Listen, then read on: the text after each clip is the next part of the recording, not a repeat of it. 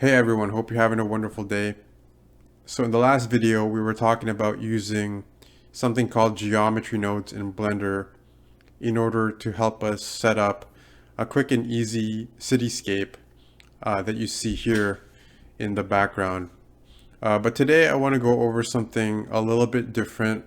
Rather than diving into something super technical, I want to talk about something a little bit more on the theory side and what is a really important part of making an image work. So if you watched the last video, I've progressed quite a lot with this piece here. So I'm getting to the finishing touches. I'm just adjusting a few more things, but for the most part, this image is close to complete. But at the very beginning, I knew that I wanted to have a cityscape at the bottom, more of an aerial view with some floating elements on top to complement it. And in order for me to do that, I had to have a good composition set up in mind, right? So today I want to go over a little bit of the idea behind composing your scene so that you can direct the viewer's eye to where you want it to go. So over here, just a couple things that I grabbed off the internet. There's a ton of these different rules that you can apply. So a very common couple very common rules with quotation marks is the rule of thirds, right? You see them in both here. There's the golden spiral, leading lines, all this kind of good stuff that you can use to create a very strong scene and really direct the eye. I think having a good sense of composition is a really key part of building a really strong image, especially if you're like an environment artist or an environment concept artist.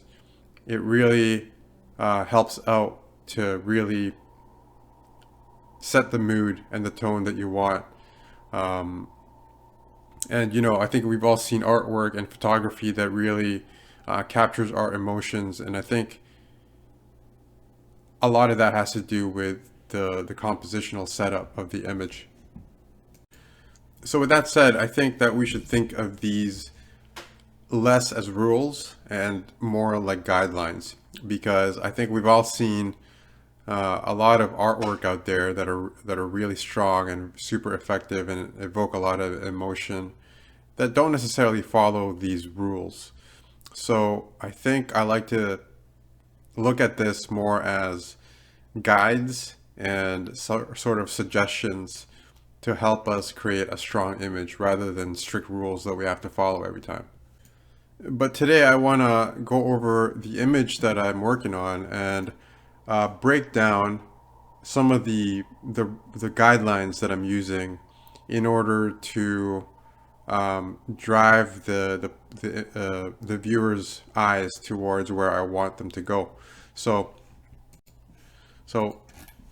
let me just start a new layer here so that I can scribble all over this image. Let's pick a color that's something that's not too egregious but visible at the same time. So as I mentioned earlier, I wanted an aerial view to highlight the city, right? So I've got this skyline over here, like that's pretty much right in the center of the image. So if I just select this crop tool, it's more or less in the center of the image, for a reason, right? And I also have the light coming down from this direction, so that, again, obviously it highlights the skyline, which I want to be pretty much the main character of this scene, right? So I wanted a very cloudy, sort of overcast, dusk scenario going on here, but then I was imagining that there was a cloud opening somewhere up top here that allowed the sun to shine through and shine its light towards this skyline. I also wanted something to again, like going back to the guidelines, right? There's something about leading lines. So I wanted some sort of body of water to sort of hug this main part of the city, right? Because previously, all I had here were a ton of buildings, and it was super dense, right? But I wanted some sort of breakup and some sort of visual relief. So I decided to just erase this. So I decided to add some rivers flowing through, right? Which cut off this section, this middle section, from the rest of the city, and it provides like a nice framing, so that the main part of the city was the one that was the most interesting. And even though there was a cloud here, right, I think the brain kind of knows that even though you can't see it, it kind of flows and probably meets with this river. And again, it kind of creates this frame that highlights this part of the image, right? And so obviously we got these guys, these machinery that's floating above everywhere, right? But before we talk about them, I want to just keep going a little bit more with environments. And one thing that I like to use to really strengthen the composition of things is the use of contrast, right? So again, it's like really, really bright here. This is probably one of the brightest areas of the scene, right? But it's also got some of the darker parts. So if I just take a what do you call this tool? The eyedropper, and I just sample some of these colors. It's all right. That's pretty bright. We got these like highlights on top. If we just take a look at the value, they're pretty bright. And then if I select the shadows, they're like way down. So the range, the value range in this section is really high, so that your eye really pays attention to it. Whereas if I go to this section, right, with the same buildings, and then pick the shadow side of it, so the bright and the shadow side, the range is very, very limited. So that means that the contrast is super low, and then that means that your eye will not likely pay attention to this part of the image, right? So same here, around in the back, we take the brightest spots, and then we take the darker spots, and the range is super low. Whereas over here, again, take the highlights, it's quite high up here,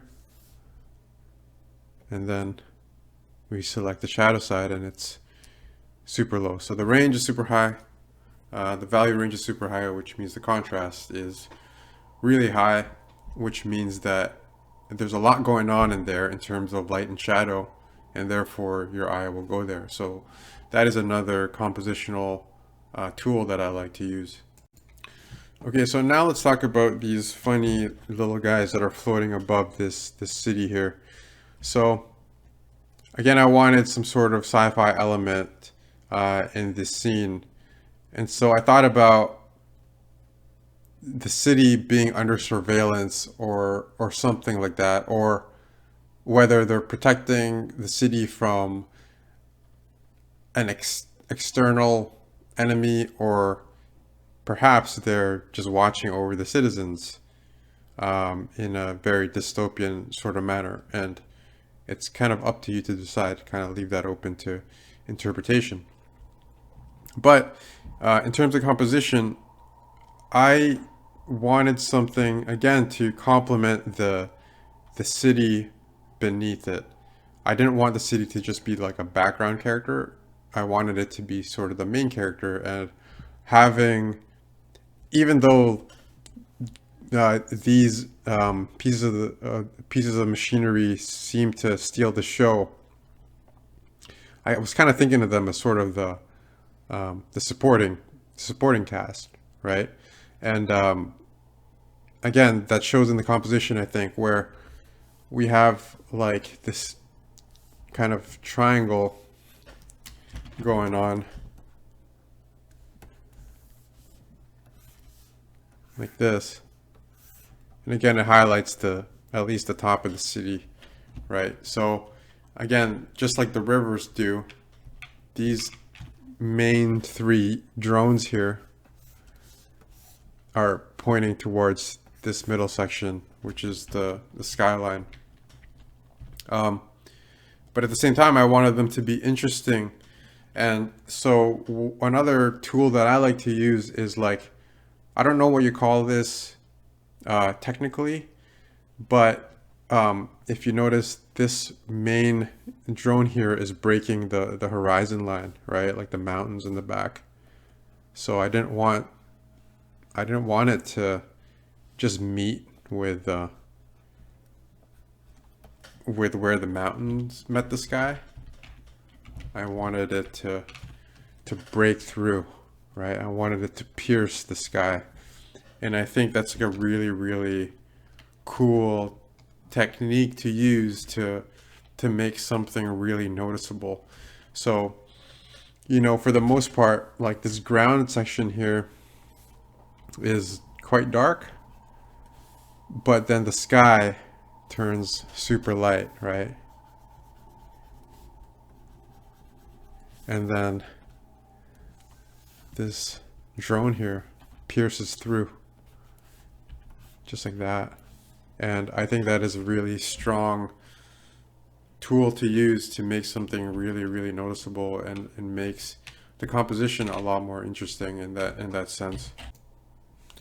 And as I've done with the cityscape, I also use a lot of contrast with the drones, right? So if we go back to the eyedropper tool, this drone here right at the front, again, will have a very, very high value range. So we have the brightest spot in this eye section here.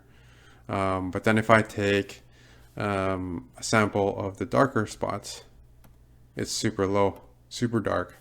So we get a nice, very, very high contrast element in the scene. And then within the army of drones that you see, the further back they go, the lower the contrast, because I want this guy to be the main star of the image in terms of the drones.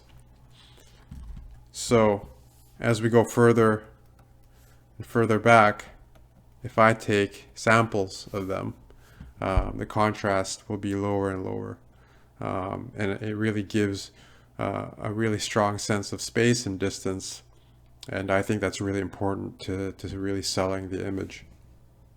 So speaking of contrast, there's a trick that I like to use in order for me to check the value range of the image that I'm working on. So one of the things that I like to do is to continually toggle between the colored image and this grayscale image here. So this is not a typical image adjustment where I just go here and then select desaturate. It's a little bit more nuanced than that. If I go to view, proof setup, custom, there is a working gray dot gain 20% an option there.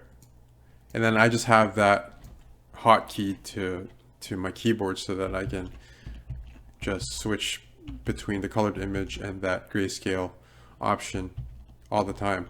And what that does is it gives me, I think, a more accurate representation of what the value range and the contrast is actually like. And this is a really good way to sort of like wash your eye out of color, so that you're not distracted from the color, but you're just paying attention to the brights and the darks of the image. And it really shows you, especially if I zoom out, it really shows you like the clarity of the image, right? Like it really shows you the where your eye really goes without being distracted by all the color going on. And especially if I again zoom out and then squint my eye, I can really tell what is really showing up in the image, right? So I think this is a really, really powerful tool that I highly suggest you use every time. So using this method, I can tell that the city or the skyline in the middle is really, really popping. And then the drones in the middle are really, really, or the drones at the very front are really, really showing up. And then the ones in the back are sort of just sitting back and, supporting the image, but not taking too much away from the focal points of the picture. So lastly, another tool that I like to use a lot is flipping the image horizontally. And I do this all the time, just because, especially if we're working on something that is like the rule of thirds, I find that there's sort of this asymmetry to the picture. And sometimes that can really get away from you and make the image feel really lopsided without noticing it. But if you constantly flip between the original orientation and then flipping it to the other side, you can really tell if something is lopsided or not. So this is not too bad. I think it's not perfect, but I can tell that, like, even here, that there are some sections of the drone that are a little bit wonky just by flipping, and that's not something that I would notice if I kept working in the original orientation. This is something that I'll forgive, and I probably won't really fix it.